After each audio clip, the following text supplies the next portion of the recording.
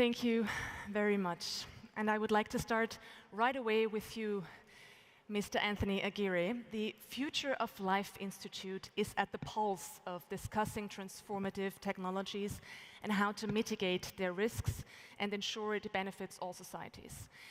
1 year ago, the Institute launched a prominent letter calling for an immediate pause of training of enhanced AI systems, so there would be enough and more time to discuss limits to avoid creating digital mines that no one can understand, predict, or reliably control. Autonomous weapon systems are at the very core of this debate. So to kick this discussion off, could you share with us your thoughts on what action is necessary and how this can be done when we're looking at the current race of AI competition in global politics and severe geopolitical tensions? Yes. So a decade ago, when the Future of Life Institute, among others, started talking about the risks of autonomous weapons and about general-purpose artificial intelligence, both of those things were mostly dismissed as science fiction. 5 years ago, pretty much the same thing. In the last year, people are not saying that so much anymore, because those systems are here. We've seen human competitive artificial general-purpose intelligence, and we've seen autonomous weapons on the battlefield from Ukraine to Gaza and elsewhere, and even seen, and all those systems are here. So when we, in 2017, put out the movie Slaughterbots, it was to point out that there was this risk of large numbers of autonomous weapons, drones, a new method of weapons of mass destruction. And we also put out a sort of satirical website of the fictional company, Strato-Energetics, that created the Slaughterbots. At the time, the companies that were developing autonomous weapons, and there were some, were doing so very quietly. But if you look now at this satirical website, it's indistinguishable from several of the actual companies that are developing autonomous weapons now. So the future of Slaughterbots is essentially here. We've seen also the replicator program from the United States promising large numbers of cheap autonomous weapons. So if we're trying to create the future that Slaughterbots pointed to, is that really what we want? It seems like outside of a few parties who have a economic interest in it, we really don't. I mean, artificial intelligence researchers are overwhelmingly against the development and use of these systems. That's what we've seen. The general public, deeply against them.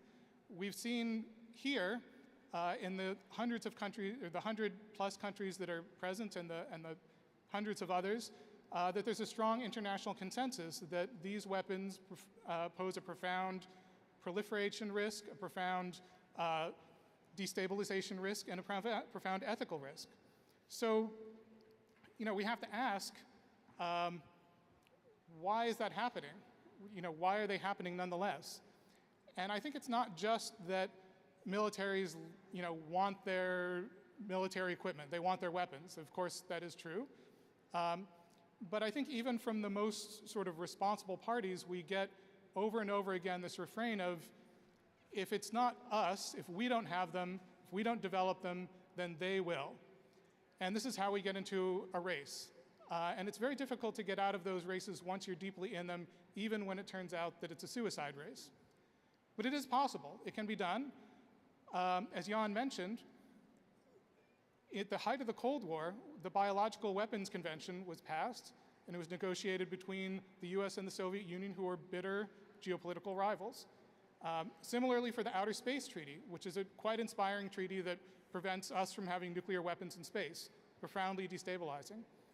The Nuclear Non-Proliferation Treaty that is extremely idealistic and has been a very effective measure in preventing proliferation of nuclear weapons all over. The START treaties, which were generated largely realizing that the nuclear weapons race really was a suicide race in the sense that that nuclear winter would cause any large-scale nuclear attack to essentially be a suicide. So this has happened several times. We have a mixed record, but we have done it before, and it can happen again. So I think that we should be hopeful, and I think all of you being here is a testament to that hope. But I think we also have to be realistic and honest. One honest thing I think we have to admit is that the process at the CCW is a dead end. This is a process that is pure consensus, and Russia and other countries are going to block any meaningful measure on autonomous weapons as a strictly related thing, and they're not going to change their minds. So as Jan said, we're just going to have to go around. I think we should also not accept the dishonest argument that countries absolutely have to have autonomous weapons to protect themselves against other autonomous weapons. A treaty limiting autonomous weapons would not in any way preclude countries from developing defenses against them, as Jan pointed out, whether they be laser or jamming or electronic or anything else. And indeed, nations should do this, just as we have defenses against bioweapons, even with the Bioweapons Convention. But those defenses are PPE and vaccines, not other bioweapons. The same thing for autonomous weapons. The best way to defend against them would be other measures. I think we should also be honest in admitting that voluntary frameworks, while positive and well-intentioned, aren't really going to do much of anything to curtail the race, to stop the large-scale proliferation, or to prevent terrorists or rogue actors from accessing these new weapons. So in short, I think we need a new treaty, and that treaty needs to be negotiated in the UN General Assembly, and I hope that everyone here can help push toward making that happen. Thank you, Dr. Aguirre. Let's close now with the perspective of civil society. Dr. Aguirre, how can we as humanity move forward to address these challenges? And what can civil society do to help overcome the challenges of the political landscape? So I think civil society can help continue to contribute expertise and ideas to the conversation and process.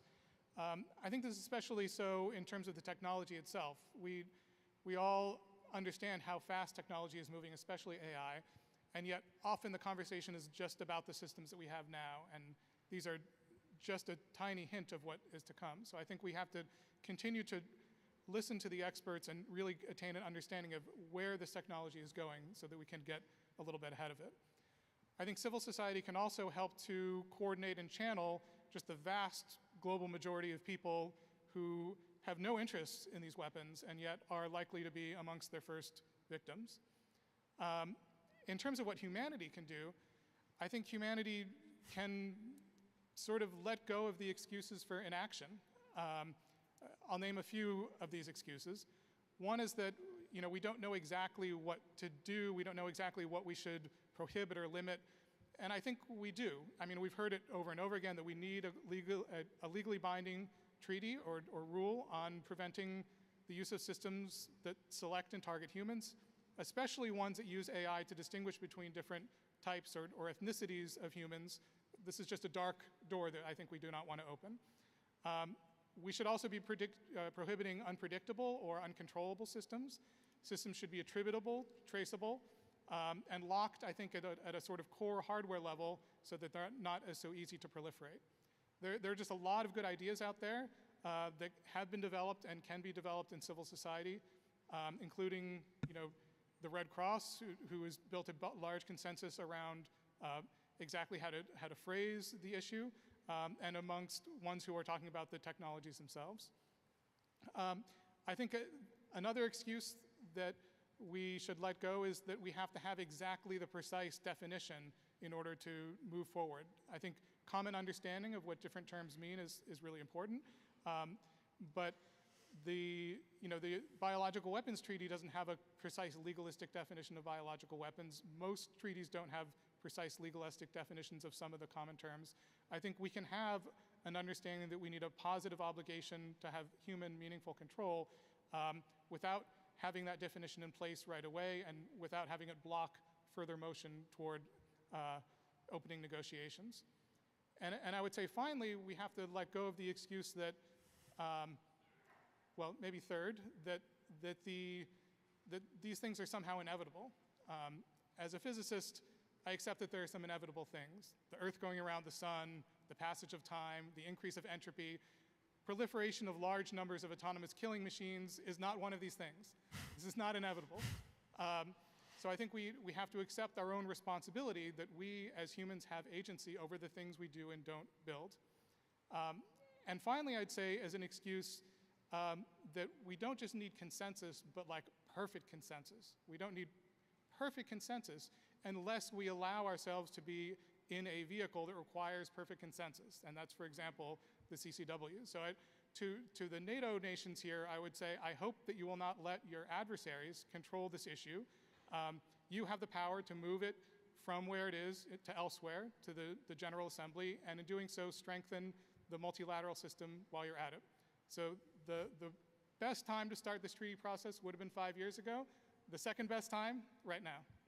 Thank you very much, Dr. Aguirre, with these very important remarks.